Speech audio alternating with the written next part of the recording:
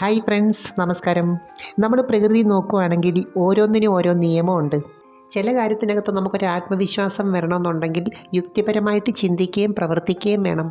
നമ്മളൊരു സാമൂഹ്യ ജീവി ആയതുകൊണ്ട് തന്നെ രണ്ട് വ്യക്തികൾ തമ്മിലുള്ള ബന്ധത്തിനകത്തും ഇത് ഏറ്റവും ആവശ്യമാണ്. അതുപോലെ പങ്കാളികളെ സംബന്ധിച്ചാണെങ്കിലും സംതൃപ്തമായ ദാമ്പത്യ ജീവിതത്തിന് ഒരു പ്രത്യേക എനർജി ലെവൽ കീപ്പ് ചെയ്യേണ്ടതായിട്ടുണ്ട്. തന്നെയല്ല, ബന്ധപ്പെടുന്ന ഓരോ ഘട്ടത്തിലും എന്തൊക്കെയാണ് ചെയ്യേണ്ടതെന്ന് വ്യക്തമായിട്ട് അറിഞ്ഞിരിക്കുകയും വേണം. അതിനു മുമ്പ് ഈ ചാനൽ ആദ്യമായിട്ട് കാണുവാണെങ്കിൽ ഒന്ന് ലൈക്ക് ചെയ്യണം, സബ്സ്ക്രൈബ് ചെയ്യണം, ഷെയർ ചെയ്യണം കേട്ടോ. ശരിക്കും പറഞ്ഞാൽ ലൈംഗികതയുടെ അടിസ്ഥാനം എന്ന് പറയുന്നത് തന്നെ രണ്ട് വ്യക്തികൾ തമ്മിലുള്ള കാമപരമായ ആകർഷണമാണ്. പരസ്പരം ഇഷ്ടപ്പെട്ട് കഴിഞ്ഞാൽ പിന്നെ അവരുടെ ആവശ്യം എന്താ?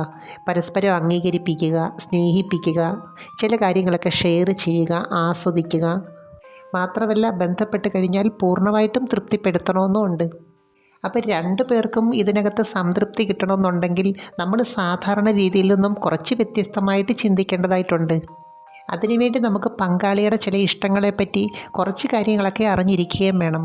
എന്നുവെച്ചാൽ ഏത് സമയത്താണ് അവർക്കിത് ചെയ്യണമെന്ന് കൂടുതലായിട്ടൊരാഗ്രഹം തോന്നുന്നത്, അല്ലെങ്കിൽ ഏത് രീതിയിലുള്ള സ്പർശനങ്ങളാണ്, ചുംബനങ്ങളാണ് അവരിൽ കാമത്തിൻ്റെ ഊർജ്ജത്തെ കൂട്ടുന്നത്. ചില സമയങ്ങളിൽ ഈസ്ട്രജൻ്റെ മാത്രമല്ല, ടെസ്റ്റോസ്റ്ററോണിൻ്റെ പ്രവർത്തനവും ശക്തമായിട്ടുണ്ടാവും. ഈ സമയത്ത് നല്ല ആരോഗ്യവും സന്തോഷവും ഇച്ചിരി അടുപ്പമൊക്കെ ഉള്ളവരാണെങ്കിൽ ചെറിയ സ്പർശനത്തിൽ പോലും ലൂബ്രിക്കേഷൻ ഉണ്ടാവും. എനിക്ക് തോന്നുന്നു ഫോർപ്ലേ സമയത്ത് പുരുഷൻ ഏതൊക്കെ രീതിയാണ് അഡോപ്റ്റ് ചെയ്യുന്നത് അതനുസരിച്ചിരിക്കും ഇതിൻ്റെ പൂർണ്ണമായ സംതൃപ്തി. യഥാർത്ഥത്തിൽ ഇതിൻ്റെ ഒന്നാം ഘട്ടമെന്ന് പറയുന്നത് നല്ലൊരു തെറാപ്പിയാണ്. ചില ക്രിയകൾ ചെയ്യുമ്പോൾ പല ഭാഗത്തും നല്ല രീതിയിൽ രക്തയോട്ടം വർദ്ധിക്കുന്നുണ്ട്. ഈ സമയത്ത് മാറിടത്തിൽ ചെയ്യുന്ന ചില കാര്യങ്ങൾ ബ്രെയിനിലുള്ള പ്ലഷർ പോയിൻറ്റ്സിനെ നന്നായിട്ട് സ്റ്റിമുലേറ്റ് ചെയ്യുന്നുണ്ട്. ശരിക്കും പറഞ്ഞാൽ സ്വന്തം സൗന്ദര്യത്തിനകത്ത്, രൂപഭംഗിക്കകത്ത് നല്ല ആത്മവിശ്വാസമുള്ള പങ്കാളിയെ സംബന്ധിച്ച് അവർക്കിത് നന്നായിട്ട് ആസ്വദിക്കാൻ പറ്റുന്നുണ്ട്. ഈ സമയത്ത് ഓക്സിറ്റോസിൻ എന്ന ഹോർമോൺ കൂടുതലായിട്ട് ഉൽപ്പാദിപ്പിക്കുന്നതുകൊണ്ട് തന്നെ രണ്ടു പേർക്കും മാനസികമായിട്ട് നല്ല അടുപ്പം തോന്നും. ചില ഭാഗത്തുള്ള ചുംബന സമയത്താണ് അവിടെ അങ്ങനെ ഒരു സ്റ്റിമുലേഷൻ ഉണ്ടെന്ന് തിരിച്ചറിയുന്നത്. ഈ സമയത്ത് സ്ത്രീ പങ്കാളിയെ സംബന്ധിച്ച് അവരവരെ തന്നെ സ്വയം മനസ്സിലാക്കുവാണ്, തിരിച്ചറിയുവാണ്. അതുപോലെ മുലക്കണ്ണിൽ ചെയ്യുന്ന ചില ക്രിയകൾ അവിടുത്തെ രക്തയോട്ടം കൂട്ടുന്നത് മാത്രമല്ല, ഇതുമായിട്ട് ബന്ധപ്പെട്ട എനർജി ലെവലിനെ അത് പെട്ടെന്ന് ബൂസ്റ്റപ്പ് ചെയ്യുന്നുണ്ട്. ഏത് സാഹചര്യത്തിനാണെങ്കിലും ബന്ധപ്പെടുന്നതിന് മുൻപുള്ള സമയം വളരെ പ്രധാനമാണ്. പക്ഷേ പലരും മാനസിക തലത്തിൽ ഇതിനു വേണ്ടിയുള്ളൊരു പ്രിപ്പറേഷൻ നടത്തുന്നില്ല. പലതരത്തിലുള്ള നെഗറ്റീവ് ചിന്തകൾ ഈ സമയത്ത് കാമത്തിൻ്റെ ഊർജ്ജത്തെ കുറയ്ക്കുന്നുണ്ട്. അതുകൊണ്ട് തന്നെ പങ്കാളികളെ സംബന്ധിച്ച് ഇതിനു മുൻപ് കുറച്ച് സമയം ലൈംഗികപരമായിട്ടുള്ള കാര്യങ്ങൾ കേൾക്കുക, സംസാരിക്കുക ചെയ്യുന്നത് നല്ലതാണ്. ഇനി അങ്ങനെ പറ്റുന്നില്ലെങ്കിൽ നമുക്ക് തന്നെ പല കാര്യങ്ങൾ സങ്കല്പിക്കാമല്ലോ. മാത്രമല്ല, വിശ്വാസമുള്ള കൂട്ടുകാരോട് സംസാരിക്കുമ്പോൾ ഇതുമായിട്ട് ബന്ധപ്പെട്ട കാര്യങ്ങൾ ചോദിക്കുകയും പറയുകയൊക്കെ ചെയ്യാം. ഞാനീ പറയുന്ന എന്തിനാന്ന് വെച്ചാൽ, ആദ്യം അവരവരിൽ തന്നെ കാമത്തിൻ്റെ ഊർജം, ആഗ്രഹം ഇതൊക്കെ ഉണ്ടാകണം. എങ്കിൽ മാത്രമേ അത് ഷെയർ ചെയ്യാൻ പറ്റത്തുള്ളൂ. യഥാർത്ഥത്തിൽ ഈ രതിമൂർച്ച എന്ന് പറയുന്നത് അവസാനത്തെ ഘട്ടമാണ്. പക്ഷേ അതിലേക്ക് എങ്ങനെ വരുന്നു, ഏത് രീതിയിൽ വരുന്നു എന്നുള്ളതാണ് പ്രധാനം. അപ്പോൾ ഫോർപ്ലേ സമയത്ത് ഏതൊക്കെ രീതിയാണ് കൂടുതലായിട്ടും വേണ്ടത്, പങ്കാളിക്ക് ഇഷ്ടം ഏതാണ്, ഇതൊക്കെ ചില റെസ്പോൺസിൽ കൂടി മനസ്സിലാക്കാൻ പറ്റും. ഇതിന് ശേഷം ഏത് സമയത്താണ് അകത്തേക്ക് വരേണ്ടത് എന്നൊരു ധാരണ പുരുഷനുണ്ടായിരിക്കേണ്ടത് ഏറ്റവും അത്യാവശ്യമാണ്. ഇതിനകത്തെ പങ്കാളിയുടെ ഓരോ മൂഡും ഇഷ്ടങ്ങളും നമ്മൾ മനസ്സിലാക്കേണ്ടത് അവരുടെ റെസ്പോൺസിൽ കൂടിയാണ്. പുതിയ പങ്കാളികളാണെങ്കിൽ ഇതിനകത്തെ ചില കാര്യങ്ങളൊന്നും അങ്ങനെ അങ്ങ് ഓപ്പണായിട്ട് പറയാറില്ല. മിക്കവാറും പങ്കാളികളെ സംബന്ധിച്ച് ശരീരം നന്നായിട്ട് ചൂടാകുകയും കണ്ണുകളിൽ ആ വികാരം പ്രതിഫലിക്കുകയും ചെയ്യാറുണ്ട്. ആസ്വദിക്കുന്ന സമയത്ത് കണ്ണുകൾ കൂടുതലും അടഞ്ഞവസ്ഥയിലാണെങ്കിലും ഇടയ്ക്കൊക്കെ കാമത്തോടെ പുരുഷനെ നോക്കാറുണ്ട്. സ്ത്രീകളെ സംബന്ധിച്ച് വികാരവുമായിട്ട് ബന്ധപ്പെട്ട് അവരുടെ കണ്ണിൻ്റെ പ്രവർത്തനം, ബ്രെയിനിൻ്റെ പ്രവർത്തനം, അതുപോലെ യോനിയുടെ പ്രവർത്തനം, ഇത് മൂന്നുമായിട്ടും വളരെ അഭേദ്യമായ ബന്ധമുണ്ട്. ഈ സമയത്ത് കാലുകൾ ഒരു പ്രത്യേക രീതിയിൽ ചലിപ്പിക്കുകയും കൈകൊണ്ട് ചില ക്രിയകൾ ചെയ്യുകയും ചെയ്യും. നല്ല വികാരമുള്ളവരെ സംബന്ധിച്ച് ഈ സമയത്ത് ഒരു പ്രത്യേക രീതിയിലുള്ള ശബ്ദം കേൾപ്പിക്കാറുണ്ട്. അതുപോലെ പ്രവേശിപ്പിക്കുന്നതിന് വേണ്ടിയുള്ള പൂർണ്ണമായ സമ്മതം, ആ ഒരു ആകാംക്ഷ ബോഡി ലാംഗ്വേജിൽ കാണാൻ പറ്റും.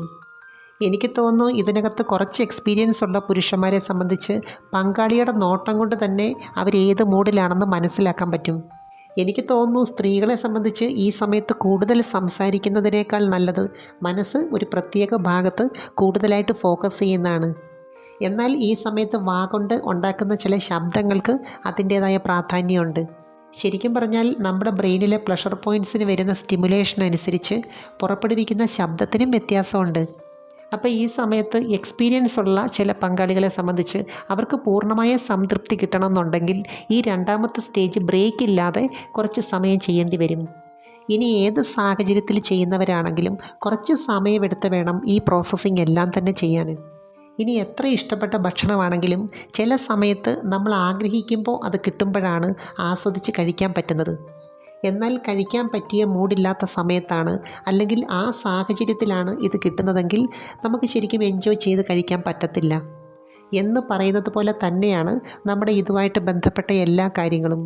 മിക്കവാറും സ്ത്രീ പങ്കാളികളെ സംബന്ധിച്ച് അവർക്ക് കാമവുമായിട്ട് ബന്ധപ്പെട്ട വികാരങ്ങൾക്കെല്ലാം തന്നെ ഒരു സമയമുണ്ട്. എന്നുവെച്ചാൽ ചില ദിവസങ്ങളിൽ അല്ലെങ്കിൽ ചില സാഹചര്യങ്ങളിൽ ശരീരവും മനസ്സും ഒരുപോലെ ഈ ഒരു കാര്യം ശക്തമായിട്ട് ഡിമാൻഡ് ചെയ്യുന്നുണ്ട്. പുരുഷന്മാരെ സംബന്ധിച്ച് ലിംഗത്തിലേക്ക് എത്രത്തോളം ബ്ലഡ് സർക്കുലേഷൻ കൂടുന്നോ അത്രത്തോളം ആത്മവിശ്വാസം വർദ്ധിക്കും. തന്നെയല്ല, ഇതുമായിട്ട് ബന്ധപ്പെട്ട ഓരോ പ്രവർത്തനവും സ്വയം ചെയ്ത് മനസ്സിലാക്കിയിരിക്കേണ്ടതാണ്. കാരണം മറ്റൊന്നുമല്ല, ഏത് കാര്യവും നമ്മുടെ നിയന്ത്രണത്തിലാകണമെങ്കിൽ അതിനെപ്പറ്റി കൂടുതലായിട്ട് അറിയണം. സ്ത്രീകളെ സംബന്ധിച്ചും അതുപോലെയാണ്. എവിടെയാണ് സ്ട്രോക്ക് കൂടുതലായിട്ട് വേണ്ടതെന്ന് മനസ്സിലാക്കാൻ അവരും ചില കാര്യങ്ങൾ സ്വയം ചെയ്യേണ്ടതായിട്ടുണ്ട്. ഈ ഒരു കാര്യത്തിനകത്ത് മിക്കവാറും സ്ത്രീകളെ സംബന്ധിച്ച് ഒരതൃപ്തി വരുന്നത് എന്താണെന്നറിയാവോ? ക്രിസരിയുടെ ഭാഗത്ത് ശരിയായ രീതിയിൽ സ്ട്രോക്ക് കിട്ടുന്നില്ല. മാത്രമല്ല, സ്പീഡ് കൂടുതൽ വേണമെന്ന് ആഗ്രഹിക്കുമ്പോൾ അതും കിട്ടുന്നില്ല. അപ്പോൾ ചില സ്ത്രീ പങ്കാളികളെ സംബന്ധിച്ച് ഇതിനകത്ത് നല്ല രീതിയിലുള്ളൊരു എക്സ്പീരിയൻസ് കിട്ടിയിട്ടുണ്ടെങ്കിൽ വീണ്ടും ആ ഒരു രീതിക്ക് ഇങ്ങനെ ട്രൈ ചെയ്തുകൊണ്ടിരിക്കും. യഥാർത്ഥത്തിൽ നമ്മുടെ പല ഫീലിങ്സുകളും അത് നെഗറ്റീവ് ആയിക്കോട്ടെ പോസിറ്റീവ് ആയിക്കോട്ടെ ഒരു ഹാബിറ്റിൻ്റെ ഭാഗമായിട്ടാണ് കണ്ടുവരുന്നത്. ചില പൊസിഷൻ തന്നെ നോക്കിയാൽ അറിയാം, അതിനകത്തൊരു അസ്വാഭാവികതയുണ്ട്, ഒരു രസമുണ്ട്. അപ്പോൾ ഏത് രീതിയാണെങ്കിലും വീണ്ടും അത് ചെയ്യാൻ പ്രേരിപ്പിക്കുന്ന രഹസ്യം എന്താണ്? ഒരു ത്രില്ലോട് കൂടിയ എക്സൈറ്റ്മെൻറ്റ് തന്നെയാണ്.